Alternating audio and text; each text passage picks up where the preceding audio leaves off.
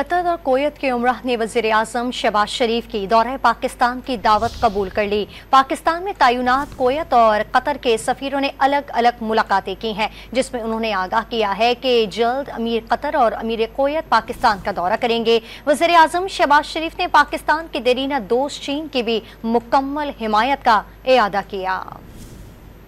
سفارتی محاذ پر پاکستان کی مثبت پیش رفت جاری۔ قطر اور کویت سے پاکستان کے خوشگوار اور مضبوط تعلقات نئی بلندیوں کی جانب گامزن۔ قطر اور کویت کے امراء نے وزیر اعظم پاکستان کی دورہ پاکستان کی دعوت قبول کر لی۔ وزیر اعظم شہباز شریف سے پاکستان میں تعینات کویت اور قطر کے سفراء نے ملاقات کی۔ قطر کے سفیر نے وزیر اعظم کو شیخ تمیم بن حمد الثانی کا خط پیش کیا، جس میں انہوں نے دورہ پاکستان کی دعوت کو قبول کرنے کا پیغام دیا۔ وزیر اعظم شہباز شریف نے باور کرایا کہ پاکستان قطر کے ساتھ اپنے برادرانہ تعلقات کو قدر کی نگاہ سے دیکھتا ہے۔ پاکستان کویت مشترکہ وزارتی کمیشن کا اجلاس 28 سے 30 مئی کے درمیان کویت میں شیڈول ہے۔ کویت کے سفیر نے بھی امیر شیخ مشعل الاحمد الجابر کا دورہ پاکستان کی دعوت قبول کرنے کا پیغام دیا۔ امیر کویت اور قطر کا دورہ سرمایہ کاری اور دیگر شعبوں میں تعاون بڑھانے پہ کارگر ثابت ہوگا۔ دوسری جانب وزیر اعظم شہباز شریف نے پاکستان کے دیرینہ دوست چین کی بھی مکمل حمایت کا اعادہ کیا ہے۔ ایکس پر اپنے پیغام میں لکھا کہ پاکستان ایک چین پالیسی پر عمل پیرا ہے، تائیوان کو چین کا ناقابل تنسیق حصہ تصور کرتے ہیں،